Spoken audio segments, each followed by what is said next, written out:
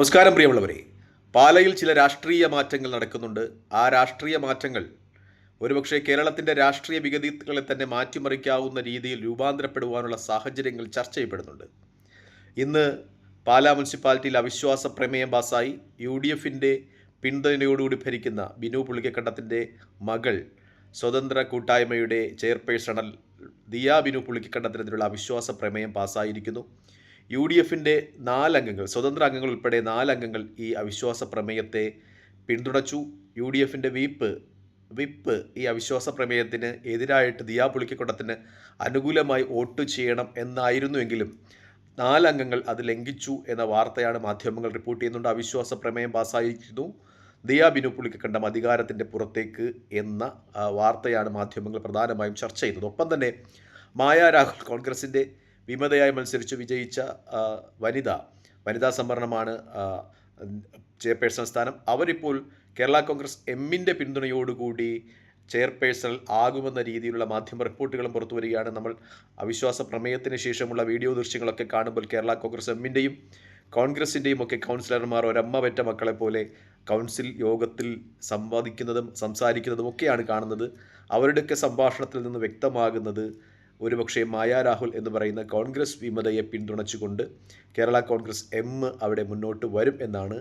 UDFിന് തന്നെ ഭരണം ഉണ്ടാകും എന്ന രീതിയിലാണ് പ്രദേശത്തെ കോൺഗ്രസിൻ്റെയും കേരള കോൺഗ്രസ് എമ്മിൻ്റെയും ഒക്കെ നേതാക്കന്മാർ പ്രതികരിക്കുന്നത് എന്ന ഒരു പ്രത്യേകത കൂടിയുണ്ട്. അതായത് കേരള കോൺഗ്രസ് എം UDFിലെത്തുന്നതിൻ്റെ ആദ്യ പടിയായി നമുക്ക് പാലാ മുനിസിപ്പാലിറ്റിയിലെ ഈ ഭരണ അട്ടിമറിയെ കാണാം എന്നതാണ് യാഥാർത്ഥ്യം. പ്രത്യേകിച്ചും ഈ ദിയ ബിനു പുളിക്കക്കണ്ടത്തിനെതിരെ കോൺഗ്രസ് എതിരാകുന്നതിന് കാരണം കോൺഗ്രസും ദിയ ബിനു പുളിക്കക്കണ്ടവുമായിട്ട് അഭിപ്രായ വ്യത്യാസങ്ങളും ഈ പടലപ്പിണക്കങ്ങളും ചെളിവാരി എറിയലുമൊക്കെ ഉണ്ടാകുന്നതിന് കാരണം പാലാ മുനിസിപ്പൽ ബസ് സ്റ്റാൻഡ് DYFIയുടെ ഏതോ പ്രോഗ്രാമിന് വിട്ടുകൊടുക്കുന്നതുമായി ബന്ധപ്പെട്ടാണ്. UDFിൻ്റെ പിന്തുണയോടെ ഭരണത്തിലിരിക്കുമ്പോൾ CPMന് വിട്ടുകൊടുത്തതും DYFIക്ക് വിട്ടുകൊടുത്തതുമായി ബന്ധപ്പെട്ട പ്രശ്നങ്ങളാണ് അവർ തമ്മിലുള്ള ഈ പടലപ്പിണക്കത്തിന് കാരണം എന്നറിയുമ്പോൾ തന്നെ നമുക്കൊന്ന് വ്യക്തമാണ് കേരള കോൺഗ്രസ് എമ്മിൻ്റെ ഒരു സ്റ്റാൻഡ്. അവർ UDFിലേക്ക് വരുവാനുള്ള തയ്യാറെടുപ്പാണ്. അതുമായി ബന്ധപ്പെട്ടാണ് പാലാ മുനിസിപ്പാലിറ്റിയിൽ ചില നാടകങ്ങൾ ഉണ്ടാകുന്നതെന്നാണ്. അതായത് ഇപ്പോൾ UDFിൻ്റെ ഔദ്യോഗിക നേതൃത്വം സ്വതന്ത്ര മുന്നണി കൂട്ടായ്മയ്ക്ക് പിന്തുണ കൊടുക്കണം എന്നാവശ്യപ്പെട്ടു എങ്കിൽ പോലും വരുന്ന ദിവസങ്ങളിൽ ആ സ്റ്റാൻഡ് മാറ്റുവാൻ സാധ്യതയുണ്ട് എന്ന വിശകലനങ്ങളാണ് പുറത്തു വരുന്നത്. പാലാ മുനിസിപ്പാലിറ്റി സംബന്ധിച്ചാണെങ്കിൽ ആകെയുള്ള 26 സീറ്റുകളിൽ കേരള കോൺഗ്രസ് എമ്മിന് 10 സീറ്റാണുള്ളത്. 11 സീറ്റ് മൊത്തം LDFിനുണ്ട്. 1 സീറ്റ് മാത്രമേ CPMനുള്ളൂ.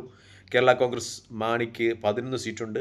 അങ്ങനെയാണെങ്കിൽ കോൺഗ്രസിൻ്റെ വിമതരായ 4 പേരുടെ പിന്തുണ കൂടി ഉണ്ടെങ്കിൽ കേരള കോൺഗ്രസ് എം നിർദ്ദേശിക്കുന്ന ഒരാൾക്ക് അവിടെ ചെയർപേഴ്സണാകാം. ഇപ്പോഴുള്ള നിഗമനമനുസരിച്ച് മായ രാഹുൽ, കോൺഗ്രസിൻ്റെ റിബൽ സ്ഥാനാർത്ഥി, അവിടെ ചെയർപേഴ്സണാകും എന്നതുമായി ബന്ധപ്പെട്ട വാർത്തകൾ തന്നെയാണ് പുറത്തു വരുന്നത്. മധ്യ കേരളത്തെ സംബന്ധിച്ച് കേരള കോൺഗ്രസ് എമ്മും കോൺഗ്രസും ഒന്നിച്ചു നിൽക്കുന്നതാണ് നല്ലത് എന്ന ഒരു വിശകലനം ഇരു പാർട്ടികളുടെയും ജില്ലാതല നേതാക്കന്മാർക്കുണ്ടാകുന്നു എന്നതാണ് ഏറ്റവും വലിയ വാസ്തവം. പ്രത്യേകിച്ചും ചില പ്രശ്നങ്ങൾ കോൺഗ്രസിൽ നിന്നുണ്ടാകുന്നത് കേരള കോൺഗ്രസ് എം UDFിലെത്തിയാൽ അടുത്ത പ്രാവശ്യം 3-4 സീറ്റുകൾ കേരള കോൺഗ്രസ് എമ്മിന് വിട്ടുകൊടുക്കേണ്ടി വരും. അപ്പോൾ നിലവിലുള്ള നിലവിൽ നിന്ന് വിജയിച്ച MLAമാരുടെ ഒക്കെയും ഇനിയുള്ള മത്സരത്തെ അത് ബാധിക്കും എന്നതുകൊണ്ട് കോൺഗ്രസിലെ ഒരു വിഭാഗം എതിർക്കുന്നുണ്ടെങ്കിൽ പോലും VD സതീശൻ്റെയും ഒപ്പം രമേശ് ചെന്നിത്തലയും ഒക്കെ ഒരു വിലയിരുത്തൽ വരുന്നത് ഇനി വരുന്ന തെരഞ്ഞെടുപ്പുകളിൽ UDFിന് അധികാരത്തിലെത്തണമെങ്കിൽ മധ്യ കേരളത്തിൽ കേരള കോൺഗ്രസ് എമ്മിൻ്റെ പിന്തുണ അനിവാര്യമാണെന്നാണ്. അതായത് കോട്ടയം, പത്തനംതിട്ട ജില്ലകളിലൊക്കെ ഇപ്പോൾ ഉണ്ടായ ഒരു വലിയ വിജയം, പത്തനംതിട്ടയിൽ കോന്നി ഒഴിച്ച് ബാക്കി എല്ലാ സീറ്റുകളും UDF പിടിച്ചെടുത്തിരുന്നു.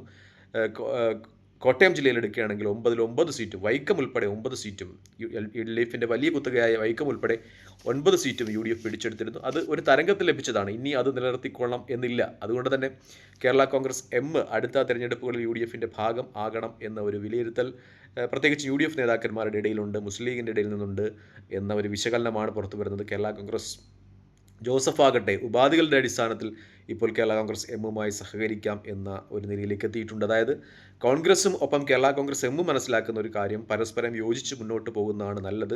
ഇരു മുന്നണികളുടെയും അടിസ്ഥാന വോട്ട് എന്ന് പറയുന്നത് അത് ഇടതുപക്ഷ വിരുദ്ധ വോട്ടാണ്. അത് ഐക്യജനാധിപത്യ മുന്നണിക്കൊപ്പം നിൽക്കുന്ന വോട്ടാണെന്ന് വ്യക്തമാകുന്നുണ്ട്. കേരള കോൺഗ്രസ് എമ്മിനെ സംബന്ധിച്ച് അവരുടെ ഏറ്റവും വലിയ പ്രസ്ഥാനം ഉണ്ടായതിനു ശേഷമുള്ള ഏറ്റവും വലിയ തിരിച്ചടിയാണ് നേരിട്ടുകൊണ്ടിരിക്കുന്നത്.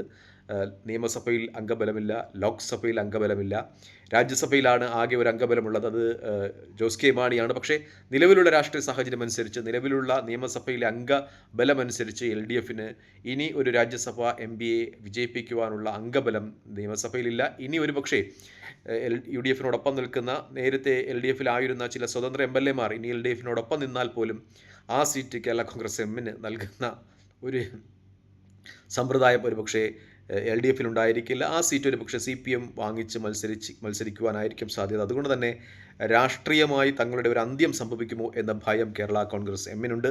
നേരത്തെയും മാണി സാറ് UDF വിട്ട് LDFിൽ പോയതാണ്. പക്ഷേ വളരെ ചുരുങ്ങിയൊരു കാലഘട്ടം മാത്രമായിരുന്നു അദ്ദേഹം LDFിലുണ്ടായിരുന്നത്. അദ്ദേഹത്തിന് ആ രാഷ്ട്രീയ കാലാവസ്ഥ, രാഷ്ട്രീയ കാറ്റ് മനസ്സിലാക്കി തൻ്റെ രാഷ്ട്രീയ പ്രസ്ഥാനത്തിൻ്റെ വോട്ട് പരമ്പരാഗതമായി UDFിൻ്റെ വോട്ടാണെന്ന് മനസ്സിലാക്കി അദ്ദേഹത്തിന് തിരിച്ച് UDFിൽ എത്തേണ്ടി വന്നു. അതുപോലെ തന്നെ ഒരു വിലയിരുത്തലിന് ഇപ്പോൾ കേരള കോൺഗ്രസ് എം നേതൃത്വം തയ്യാറാകുന്നു എന്ന് തന്നെയാണ് വസ്തുത. അതിൽ കുറച്ചു കാലതാമസമെടുത്തു എന്നതും വസ്തുതയാണ്. കാരണം കഴിഞ്ഞ നിയമസഭാ ഇലക്ഷൻ്റെ തുടക്കത്തിൽ തന്നെ കേരള കോൺഗ്രസ് എമ്മിന് UDFിലേക്ക് ക്ഷണമുണ്ടായിരുന്നതാണ്. പക്ഷേ റോഷി അഗസ്റ്റിൻ്റെ ഒരു ഇടപെടൽ നിമിത്തം അത് തടസ്സപ്പെട്ടു എന്നാണ് രാഷ്ട്രീയ വിലയിരുത്തൽ ഉണ്ടാകുന്നത്. അത് ഒരുപക്ഷേ കേരള കോൺഗ്രസ് എമ്മിനെ സംബന്ധിച്ച് വലിയ തിരിച്ചടിയായിട്ടുണ്ട്. അല്ലെങ്കിൽ ഇപ്പോൾ ഒരുപക്ഷേ ജോസ് കെ മാണി ഈ മന്ത്രിസഭയിൽ അംഗമായി ഉണ്ടാകുമായിരുന്നു എന്നൊരു വസ്തുതയുണ്ട്. എന്തായാലും കേരള കോൺഗ്രസ് എമ്മിനെ സംബന്ധിച്ച് അവർ രാഷ്ട്രീയ തിരിച്ചടികളിൽ നിന്ന് പാഠം ഉൾക്കൊള്ളുന്നുണ്ട്. അവർ കേരള കോൺഗ്രസ് എം UDFിൽ തിരികെ എത്തുവാനുള്ള സാധ്യതകൾ വിശകലനം ചെയ്യുന്നു എന്നു തന്നെയാണ് നമ്മൾ പാലാ മുനിസിപ്പാലിറ്റിയുമായി ബന്ധപ്പെട്ട് കേരള കോൺഗ്രസ് എം നേതാക്കന്മാരുടെയൊക്കെ പ്രസ്താവനയിൽ നിന്ന് വായിച്ചെടുക്കേണ്ടത്. ഏകപക്ഷീയമായ പിന്തുണ UDFിനുണ്ടാകും എന്ന രീതിയിൽ വിശകലനങ്ങൾ ഉണ്ടാകുകയാണ്. പാലയിൽ തുടങ്ങുന്ന സഖ്യം സംസ്ഥാന വ്യാപകമായി വ്യാപിക്കുവാനുള്ള സാധ്യതകൾ തന്നെയാണ് ചർച്ച ചെയ്യുന്നത്. കേരള കോൺഗ്രസ് എമ്മിനെ സംബന്ധിച്ച് രാഷ്ട്രീയമായ ഒരു തിരിച്ചുവരവ് അനിവാര്യമാണ്. പ്രത്യേകിച്ചും കേരള കോൺഗ്രസ് എമ്മിൻ്റെ രാഷ്ട്രീയം നമുക്കറിയാം, അധികാരമില്ലെങ്കിൽ ദുർബലപ്പെടുന്ന ഒരു വ്യവസ്ഥയാണുള്ളത്. അധികാര സ്ഥാപനങ്ങളോട് ചുറ്റിപ്പറ്റിയാണ് എപ്പോഴും കേരള കോൺഗ്രസ് എം വളർന്നു വന്നത്.